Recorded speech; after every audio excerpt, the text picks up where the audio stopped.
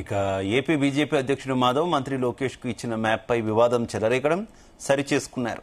ఇక నారా లోకేష్ కు అఖండ భారత సాంస్కృతిక వైభవం పేరుతో ఇచ్చిన మ్యాప్ లో ఉమ్మడి ఆంధ్రప్రదేశ్ ను చూపించారని బీఆర్ఎస్ నేతలు ఫైర్ అయ్యారు. ఈ నేపథ్యంలో మ్యాప్ ను సరిదిద్దారు. తెలంగాణ రాష్ట్ర బీజేపీ అధ్యక్షునిగా ఎన్నికైన రామచంద్రరావును మాధవ్ మర్యాదపూర్వకంగా హైదరాబాద్ లో కలిశారు. ఆయనకు కూడా లోకేష్ కు ఇచ్చిన మ్యాప్ లాంటిదే ప్రజెంట్ చేశారు. అయితే అందులో ఉమ్మడి ఆంధ్రప్రదేశ్ కాకుండా తెలంగాణ ఉన్న మ్యాప్ ను బహుకరించారు. ఈ ఫోటోను సోషల్ మీడియాలో మాధవ్ పోస్ట్ చేశారు.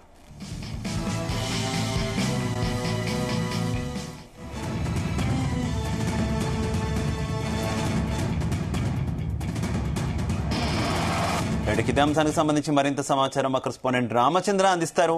రామచంద్ర.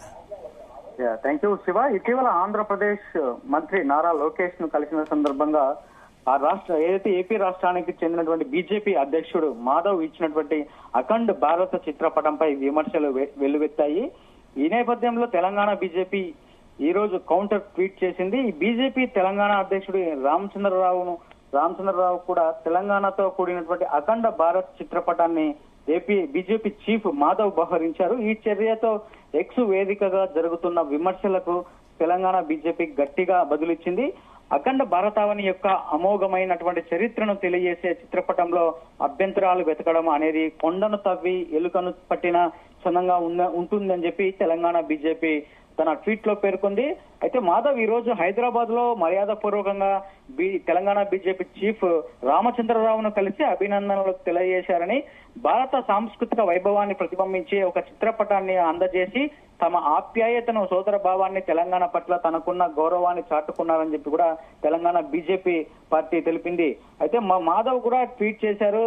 తెలంగాణ బీజేపీ రీట్వీట్ లో మాధవ్ ట్వీట్ చేయడం కూడా మనం గమనించాల్సి ఉంది. ఆ తెలుగు ఐక్యతపై రాజకీయ గీతలు గీసేవారు చరిత్ర ముందు లొంగిపోక తప్పదంటూ కూడా మాధవ్ ఈ సందర్భంగా తన ట్వీట్ లో చెప్పుకొచ్చారు. ఇట్లా ఓట్ల కోసం ఫోటోల్లో గీతలు గీసి ప్రాంతీయ విద్వేషాలు రెచ్చగొట్టే వారిని తెలుగు ప్రజలు ఎప్పటికీ మరిచిపోరని చెప్పి కూడా ఈ సందర్భంగా మాధవ్ తన ట్వీట్ లో పేర్కొన్నారు.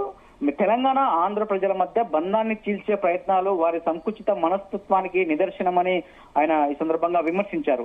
నేను ఒక జాతీయవాదిని, ఒక గర్వించదగిన తెలుగువాడిని. తెలుగు రాష్ట్రాల్లో తెలుగు భాష, సంస్కృతి, గౌరవం కోసం శాసన మండలిలో శాసనాల్లో చురుకుగా పనిచేశానని చెప్పి ఈ సందర్భంగా మాధవ్ గుర్తు చేశారు. తెలంగాణ పట్ల, ఆ గొప్ప సంస్కృతి పట్ల నాకు ఉన్న ప్రేమ, గౌరవం రాజకీయ విమర్శలకు అతీతం అంటూ కూడా ఈ సందర్భంగా ఆయన చెప్పుకురావడం జరిగింది. రజాకార్లను పొగిడే నిజాం వారసుల ముందు తల వంచిన వారికి తెలంగాణ ప్రజల హృదయాలలో ప్రతిఫలించే సంస్కృతి, జాతీయత, మానవత్వం అనే విలువలు ఎప్పటికీ అర్థం కావంటూ కూడా ఆయన బీఆర్ఎస్ ను ఉద్దేశించి వ్యాఖ్యలు చేశారు. అలాగే నాకు సోదర తెలంగాణ రాష్ట్రం పట్ల ఉన్న ప్రేమను, గౌరవాన్ని ఎవరు తగ్గించలేరు, మార్చలేరు అంటూ కూడా ఆయన చాలా స్పష్టంగా ఈ ట్వీట్ చేయడం కూడా జరిగింది. నిన్న ఏపీలో నారా లోకేష్ ను కలిసిన సందర్భంగా ఉమ్మడి ఆంధ్రప్రదేశ్ చిత్రపటం ఉండేలాగా అఖండ భారత్ చిత్రపటంలో ఉమ్మడి ఆంధ్రప్రదేశ్ కలిసి ఉన్న పటం ఇచ్చారో అప్పుడు ఈ కొంత కాంట్రవర్సీ అయింది అని చెప్పుకోవచ్చు.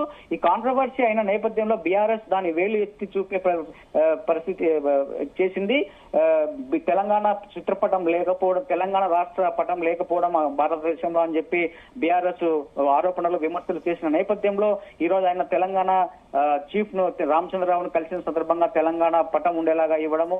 సో ఇవన్నీ కూడా ఒక రాష్ట్రంలో ఒకలాగా, ఇంకొక రాష్ట్రంలో ఒకలాగా ఇచ్చారు ఏపీ బీజేపీ చీఫ్ అని చెప్పి కూడా బీఆర్ఎస్ దాన్ని ఎత్తి